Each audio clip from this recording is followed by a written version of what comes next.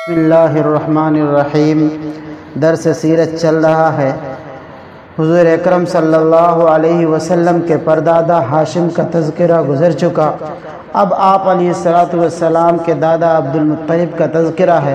عبد المطلب کا نام شیبۃ الحمد تھا، نہایت حسین و جمیل تھے۔ عبد المطلب کے لفظی معنی مطلب کا غلام ہے۔ ہاشم کے انتقال کے بعد عبد المطلب کی والدہ ایک عرصے تک مدینہ منورہ میں اپنے میکے بنی خزرج ہی میں مقیم رہی۔ جب عبد المطلب ذرا بڑے ہو گئے تو ان کے چاچا ان کے لینے کے لیے مکہ سے مدینہ آئے۔ جب ان کو لے کر واپس ہوئے تو مکہ میں داخل ہوتے وقت عبد المطلب اپنے چچا مطلب کے پیچھے اونٹ پر سوار تھے۔ شیبہ کے کپڑے میلے کچیلے اور گرد آلود تھے، چہرے سے وتیمی ٹپک رہی تھی۔ لوگوں نے مطلب سے دریافت کیا، یہ کون ہے؟ مطلب نے حیا کی وجہ سے یہ کہہ دیا، یہ میرا غلام ہے۔ لوگ یہ نہ کہیں کہ بھتیجا ایسے میلے کپڑوں میں کیوں ہے، اس لیے عبد المطلب کے نام سے مشہور ہو گئے۔ مطلب نے مکہ پہنچ کر بھتیجے کو عمدہ لباس پہنایا اور اس وقت ظاہر کیا کہ یہ میرا بھتیجا ہے۔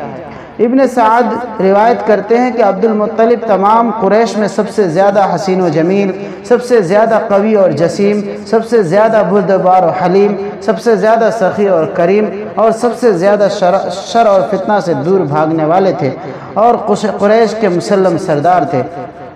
عبد المطلب کا جود و کرم اپنے باپ ہاشم سے بھی بڑھا ہوا تھا۔ عبد المطلب کے مہمان نوازی انسانوں سے بڑھ کر چرند اور پرندوں تک پہنچ گئی تھی۔ اسی وجہ سے عرب کے لوگ انہیں فیاض اور مطعم طیر السما یعنی آسمان کے پرندوں کو کھانا کھلانے والا کے لقب سے یاد کرتے تھے۔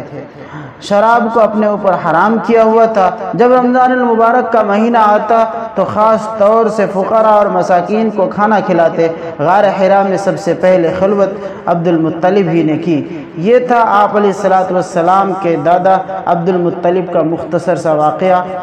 آگے حضرت عبد المطلب ہی کا واقعہ اور چاہے زمزم اور ان کا خواب کا تذکرہ ہے۔